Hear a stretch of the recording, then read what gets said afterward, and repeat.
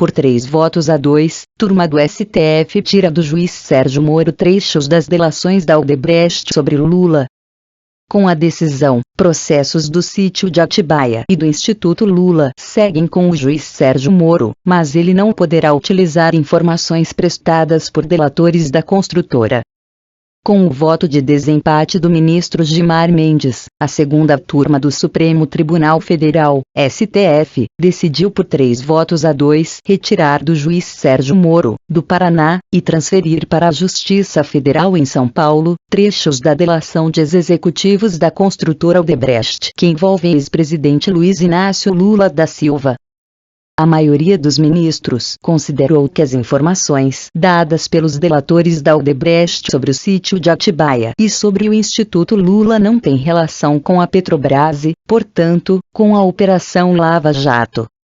Por isso, os ministros entenderam que não há razão para os depoimentos dos delatores serem direcionados a Moro, que é o responsável pela Lava Jato na primeira instância da Justiça Federal.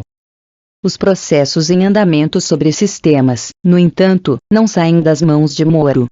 Isso porque a segunda turma do STF julgou nesta terça-feira somente o pedido específico da própria defesa de Lula sobre as delações da Odebrecht e não um pedido para retirar da Justiça Federal do Paraná os processos aos quais responde o ex-presidente.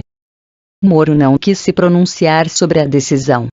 O juiz federal Sérgio Fernando Moro não irá se manifestar sobre este assunto, informou em nota a assessoria da Justiça Federal no Paraná.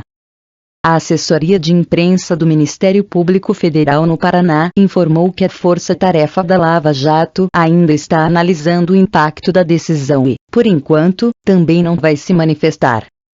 A Procuradoria-Geral da República informou que ainda vai analisar se recorrerá da decisão. Para a defesa de Lula, a decisão do Supremo demonstra que não há qualquer elemento concreto que possa justificar a competência da 13ª Vara Federal Criminal de Curitiba nos processos envolvendo o ex-presidente. Leia a íntegra ao final desta reportagem. Os trechos sobre suspeitas de fraudes na construção do Instituto Lula e em reforma de sítio em Atibaia foram enviados no ano passado para o Paraná por terem relação com ações penais em andamento na 13ª Vara Federal de Moro, e por se referirem, na avaliação do Ministério Público Federal, ao esquema de corrupção que envolveu a Petrobras e é investigado pela Operação Lava Jato. No fim do ano passado, a defesa de Lula recorreu da decisão do STF, que enviou os trechos dessas delações para Moro. Esse recurso começou a ser julgado em março. O relator Edson Fachin votou pela manutenção dos trechos desses depoimentos com Moro e o ministro Dias Toffoli pediu mais tempo para analisar o caso. Nesta terça-feira, o julgamento foi retomado e concluído. Caberá agora à Justiça Federal e ao Ministério Público em São Paulo decidirem se será aberta uma nova investigação com base nas informações dos delatores da Odebrecht ou se essas informações serão aproveitadas em processos já em andamento. Eventualmente, Moro poderá solicitar o compartilhamento das informações. O julgamento. Na primeira parte do julgamento, que durou cerca de 20 minutos, houve empate em 2-2, em razão da ausência de Gilmar Mendes. O relator da Lava Jato, ministro Luiz Edson Fachin, considerou que as delações devem permanecer no Paraná, e foi acompanhado por Celso de Mello. O ministro Dias Toffoli, no entanto, considerou que não há relação com a Petrobras. Para ele, trechos sobre supostos benefícios a Lula na construção da sede do Instituto Lula e reforma do sítio de Atibaia, além de supostas fraudes na obra do Porto de Mariel, em Cuba, devem ir para a Justiça Federal de São Paulo, na avaliação de Toffoli. Ainda que o Ministério Público possa considerar que pagamentos teriam origem em fraude na Petrobras, não há demonstração desse liame, significado, laço, ligação, vínculo, relação, união, nó. Nos autos, disse Toffoli. O ministro Ricardo Lewandowski concordou com Toffoli. Na segunda parte, Gilmar Mendes votou sobre o tema e acompanhou os colegas Toffoli e Lewandowski. Voto por colher os embargos para determinar a remessa dos termos de colaboração e seus elementos de corroboração à Seção Judiciária de São Paulo. Com as vênias de estilo, disse o ministro.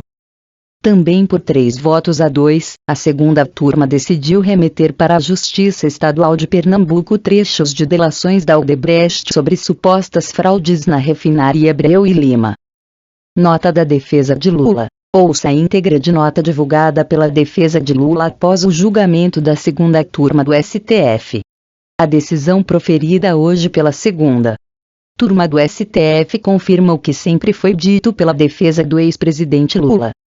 Não há qualquer elemento concreto que possa justificar a competência da 13ª Vara Federal Criminal de Curitiba nos processos envolvendo o ex-presidente. Entendemos que essa decisão da Suprema Corte faz cessar de uma vez por todas o juízo de exceção criado para Lula em Curitiba, impondo a remessa das ações que lá tramitam para São Paulo. Cristiano Zanin Martins.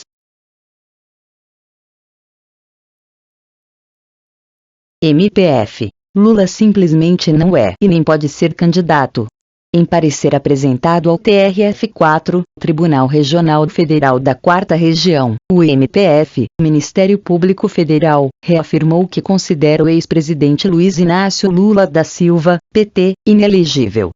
A manifestação foi feita na segunda-feira, 13, dentro de ação em que o fotógrafo Ricardo Stuckert, que acompanha Lula há 16 anos, pediu para entrar na Superintendência da PF, Polícia Federal, em Curitiba e fazer registros fotográficos em vídeo do petista, além de entrevistá-lo.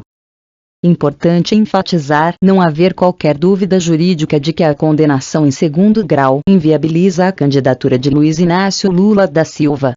Então, ele simplesmente não é, e nem pode ser, candidato, escreveu o procurador regional Maurício Gotardo Gerum no parecer. O procurador pontua que Lula encontra-se cumprindo pena provisória em regime fechado, cerceado de sua liberdade e de todos os direitos que dela decorrem, como o de participar de um pleito eleitoral e dos consequentes atos de campanha.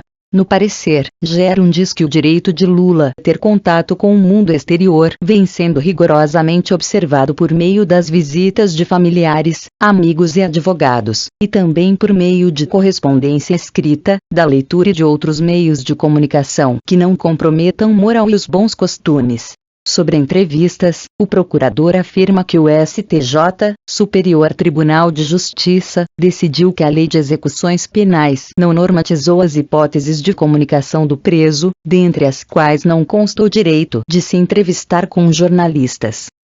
O pedido foi elaborado pelo advogado Luiz Fernando Casagrande Pereira, que representa o fotógrafo na ação e é o responsável pelo registro da candidatura de Lula no TSE, Tribunal Superior Eleitoral.